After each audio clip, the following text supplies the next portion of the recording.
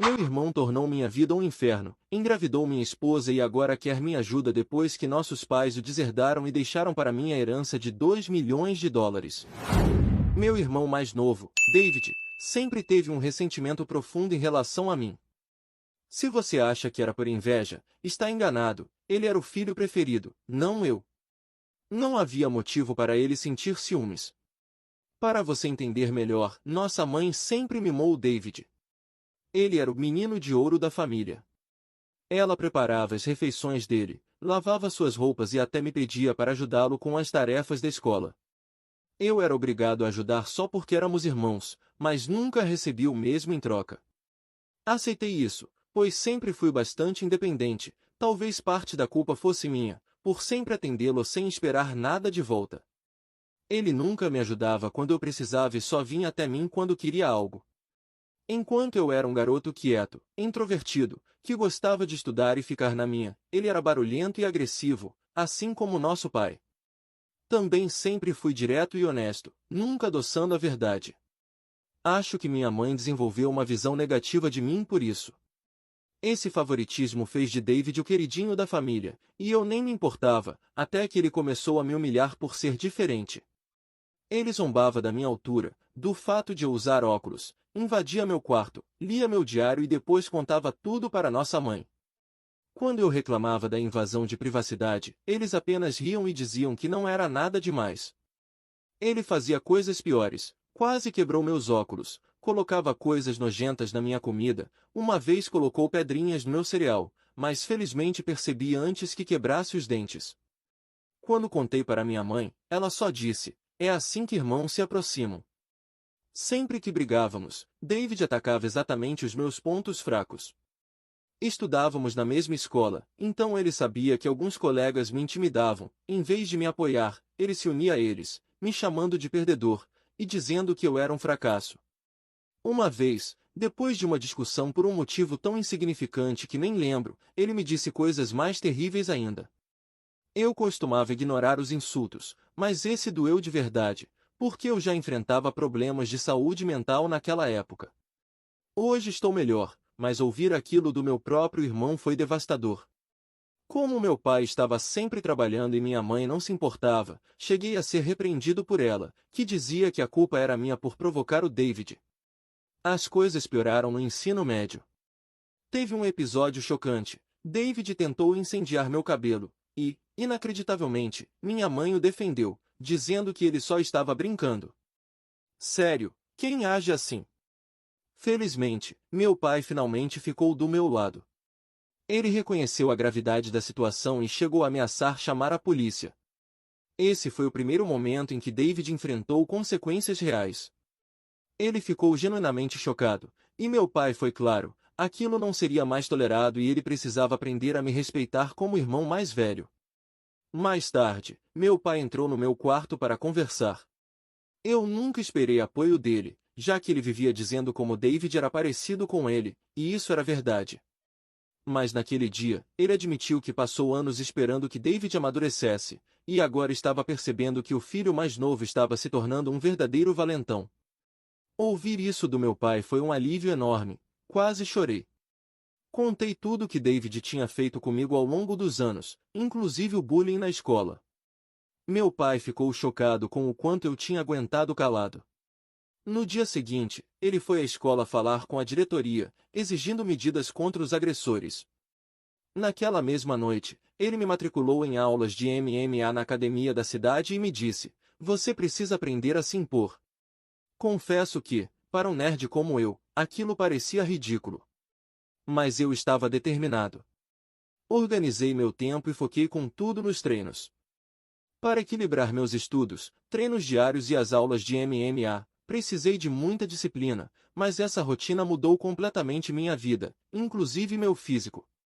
Um dia, David aprontou de novo.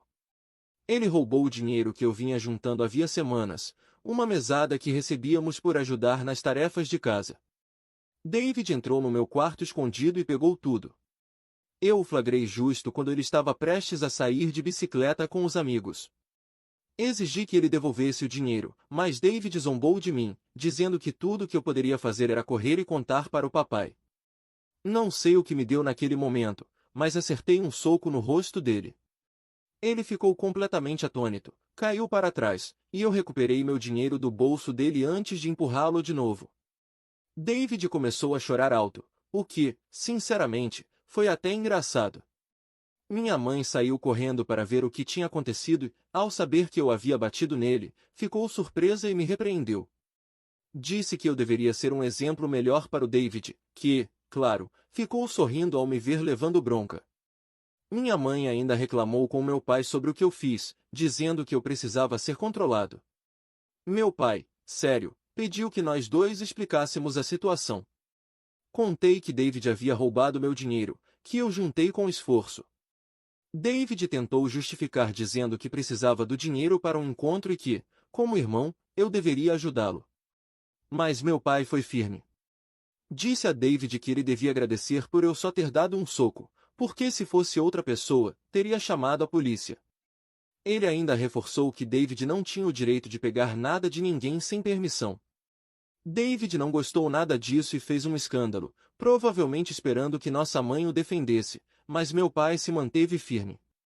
Quando David percebeu que não seria punido por ter apanhado, gritou que me odiava e correu para o quarto, trancando-se lá dentro. Depois desse episódio, David começou a se afastar de mim. Ele finalmente entendeu que não podia mais me intimidar, e até nosso pai tinha parado de acobertar suas atitudes. Pela primeira vez em muito tempo, senti que estávamos no mesmo nível. Como ele já não podia mais me atacar fisicamente, passou a usar insultos verbais, especialmente quando nossos pais não estavam por perto. E com o tempo, o comportamento dele só piorava, mais irritado, mais agressivo. Quando eu tentava falar com ele, ele simplesmente ignorava ou saía andando murmurando nerd ou fracassado. Se precisava dizer algo, pedia para minha mãe falar por ele. Quando perguntei a ela por que David não podia simplesmente falar comigo, ela só dizia que eu devia ser mais compreensivo. Eu não sabia se aquilo era só a puberdade ou ódio real.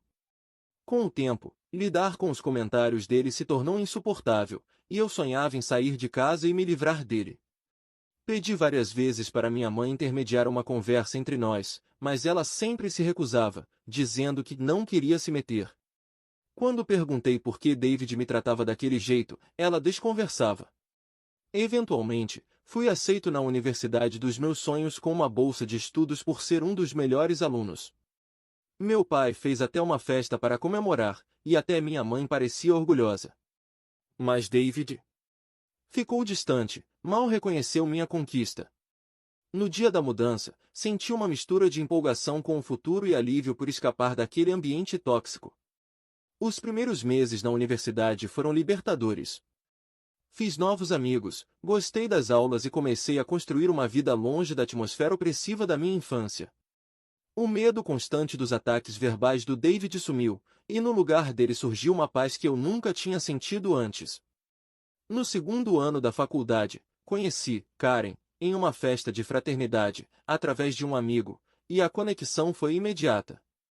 Ela vinha de uma família religiosa, então ter filhos fora do casamento era mal visto. Mas quando descobrimos que ela estava grávida no nosso último ano, decidimos nos casar logo após a formatura. Nosso casamento foi pequeno, mas cheio de alegria. Nossos pais ficaram felizes por nós, e aproveitamos muito a celebração. Naquele momento, eu acreditava que Karen era o amor da minha vida. Sempre imaginei um relacionamento monogâmico, uma mulher para voltar para casa e dividir a vida. Apesar de outras mulheres terem demonstrado interesse ao longo dos anos, nunca busquei nada com ninguém. Eu era sinceramente feliz no meu casamento. Karen era a mulher dos meus sonhos, e eu jamais pensei em machucá-la. No entanto, mais tarde, descobri duas coisas que mudaram tudo. Incidentes de infidelidade em nosso casamento.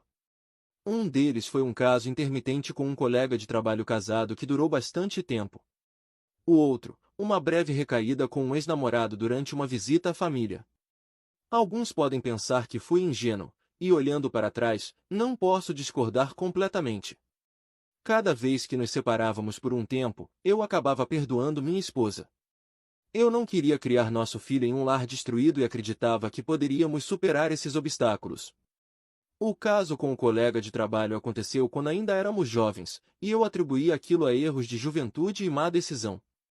Por um tempo, as coisas pareciam melhorar, embora eu nunca tenha conseguido confiar nela completamente de novo. Mesmo assim, fiz o possível para deixar as dúvidas de lado, porque, ao escolher perdoar, eu sabia que precisava me dedicar de verdade a um novo começo. Já tinham se passado 4 anos desde a segunda traição, e eu estava confiante da minha decisão de dar mais uma chance. Karen parecia ter mudado e estávamos genuinamente felizes, planejando o futuro da nossa família. Porém, há 3 meses, meu mundo desabou novamente. Karen revelou que estava tendo um caso de longa data, e sugeriu que nosso filho talvez nem fosse meu. Suas palavras me atingiram como uma tonelada de tijolos. Uma mistura de choque, traição e incredulidade tomou conta de mim. Custei a processar o tamanho da confissão. Dias depois, finalmente consegui perguntar por que ela havia escondido algo tão grave e como conseguiu fazer algo tão destrutivo. A reação dela foi fria, indiferente, como se estivesse distante da dor que causou. Suas respostas vagas me deixaram com ainda mais perguntas. Foi um momento surreal e doloroso, confrontando a confiança destruída e a incerteza sobre minha própria família. Continuei insistindo com Karen pela verdade, eu merecia saber quem era o pai do menino que eu estava criando desde o nascimento. No fim, ela admitiu que era o David. Meus olhos se arregalaram de choque. Perguntei o que ela queria dizer com aquilo, e então ela explicou. Ela e David se aproximaram quando eu a apresentei à minha família. Ela ficou conosco desde o dia de Ação de Graças até o Ano Novo. David, que sempre foi frio comigo, era educado e gentil com ela, e isso me agradou, pois não queria que Karen se sentisse deslocada. Ela queria ser bem aceita pela família, então passava bastante tempo com minha mãe sempre que podia. Ela percebeu a tensão entre mim e David e me perguntou sobre isso. Contei sobre o relacionamento conturbado e que provavelmente nunca seríamos próximos, por causa dos ressentimentos dele. Karen entendeu, mas passou a incluir David nos nossos programas, esperando que isso ajudasse a nos aproximar. Quando íamos assistir a um filme, ela o convidava, e assistíamos o que ele escolhia. Durante esse período, eu e David trocamos algumas palavras, o que já era um avanço considerando o silêncio habitual. Lembro de vê-los jogando videogame juntos, mas nunca achei que fosse algo além disso. Karen contou que, um dia, David se abriu com ela sobre o fim de um relacionamento recente. Se sentindo vulnerável, ele criou um laço com ela. Ela disse que ele flertava de maneira inofensiva quando eu não estava por perto, até que, eventualmente, as coisas saíram do controle. A imagem da minha esposa dormindo com meu irmão me enojou. Karen confessou que se sentiu culpada logo depois e o deixou, o que batia com a decisão repentina de voltar para casa antes do ano novo. Tentei convencê-la a ficar, mas ela insistiu em ir embora. Quando nos encontramos na faculdade depois das férias, ela estava alegre como sempre, então não questionei. 2 semanas depois, descobrimos que ela estava grávida. Karen admitiu que não sabia se o filho era meu ou do David. Como não havia como provar, ela escolheu ficar comigo, por eu ser o irmão mais confiável. Esse foi o verdadeiro motivo pelo qual nos casamos. Meu mundo desabou. O filho que eu amava podia não ser meu. Perguntei se ela ainda estava se encontrando com David, e ela assentiu lentamente. Disse que sempre mantiveram contato, pois a química entre eles era inegável. Eles se encontravam escondidos em hotéis, mentindo para mim dizendo que estava fazendo hora extra no trabalho. Ela admitiu que metade das viagens a trabalho eram, na verdade, escapadas românticas com ele. Perguntei por que ela se casou comigo, se queria meu irmão. Karen respondeu que não queria ser a responsável por terminar o casamento. Ela me via como um ótimo pai e achou que deveria ficar. Nas palavras dela, cometeu um erro e não soube a hora de parar. Disse a ela que eu agradecia por ter contado a verdade, mas queria arrumar minhas coisas e sair. Ela começou a chorar, pedindo perdão, esperando que eu explodisse com raiva, mas eu apenas arrumei minhas roupas em silêncio. Karen insistia que, se eu realmente a amasse, lutaria por ela, dizendo que erros acontecem em todo casamento. Quando viu que eu não ia reagir, mudou de abordagem. Disse que nosso filho seria afetado com o divórcio, que crianças não deveriam crescer em lares separados. Respondi que talvez eu nem fosse o pai da criança, isso a fez chorar ainda mais e me acusar de crueldade. Parece que, no fundo, ela achava que nada seria suficiente para me fazer sair desse casamento. Talvez parte da culpa tenha sido minha, por ter deixado tanta coisa passar antes. Mesmo amando ela, hoje percebo que esse sentimento estava mais ligado à ideia de termos um filho juntos. Karen continuava insistindo que ainda não era tarde demais para consertar as coisas, mas eu já não conseguia acreditar nela, e muito menos tinha paciência. A confiança era um problema enorme, e suas palavras soavam vazias. Mesmo que eu a perdoasse, eu jamais conseguiria esquecer que ela dormiu com o meu irmão. Sempre acreditei em perdoar erros, porque todos nós somos falhos. Mas isso ultrapassava todos os limites aceitáveis. Deixei Karen chorando na porta de casa e fui direto para um hotel. No dia seguinte, fui até meus pais e contei toda a verdade sobre o caso da minha esposa com o David. Expliquei que eles estavam dormindo juntos há anos, em segredo. O choque no rosto deles era inegável. Como era de se esperar, minha mãe tentou defender o David no começo, dizendo que seu menino nunca faria algo assim com o próprio irmão. Determinado a expor a verdade, pedi que meus pais ficassem em silêncio enquanto eu ligava para o David na frente deles. Expliquei que queria pegá-lo desprevenido, fazendo-o acreditar que era uma conversa privada. Quando David atendeu, confrontei-o diretamente sobre o caso. No início, ele negou veementemente, recusando-se a assumir qualquer responsabilidade. Mas quando disse que Karen já havia confessado tudo, ele começou a culpá-la, chamando-a de sem caráter. Afirmou que não era culpa dele se as mulheres se sentiam atraídas por ele, e que, afinal, ele era o irmão mais bonito. Respondi com firmeza que contaria a todos o que ele fez. David zombou de mim, dizendo que ninguém acreditaria, porque ele era o filho de ouro. Eu apenas ri do seu cinismo e agradeci por ter acabado de confirmar tudo, sabendo que nossos pais tinham ouvido cada palavra. David ficou em silêncio por um momento, depois começou a gaguejar tentando se explicar e salvar sua imagem. Minha mãe, ainda em choque, exigiu uma explicação. David tentou uma justificativa fraca, colocando a culpa em todos, menos nele mesmo, e desesperadamente tentando jogar a responsabilidade sobre a Karen. Pela primeira vez, pude ver que minha mãe, que sempre protegeu o filho favorito, agora sentia decepção e raiva. Naquele momento carregado, senti algo que esperei por anos: vindicação. Durante toda a minha vida, fui o alvo das humilhações de David. Agora, a verdade estava exposta, e ele era quem estava envergonhado, com suas ações jogadas à luz do dia. Enquanto David tropeçava nas palavras, meu pai, normalmente contido, não conseguiu esconder a decepção. Pediu para que eu lhe passasse o telefone e então falou com David.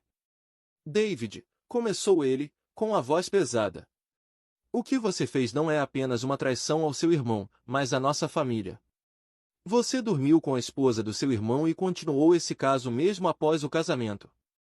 Suas ações têm consequências graves e destruíram de forma irreversível a confiança que tínhamos em você. Criei vocês dois para valorizarem a família, a lealdade e o respeito. Mas hoje, você mostrou que nada disso importa para você. Sua total falta de consideração pelos sentimentos do seu irmão e o desrespeito ao casamento dele são inaceitáveis. Você não apenas machucou ele, você destruiu os laços que nos uniam como família. Sua mãe e eu somos parcialmente culpados pelo que você se tornou. Mas a partir de hoje, não vamos mais tolerar esse comportamento. Você está cortado do fundo universitário que preparei para você. Vai ter que se virar para pagar seus estudos. E também vou cortar toda a mesada e qualquer outro tipo de suporte financeiro. Acha que ser homem é dormir com mulheres casadas? Vamos ver o que acontece quando você tiver que se virar sem o meu dinheiro. Durante tudo isso, mantive a calma, embora por dentro eu quisesse gritar com David. Mas ver meu pai punindo ele foi a maior forma de justiça que eu poderia ter imaginado. David claramente subestimou as consequências de seus atos.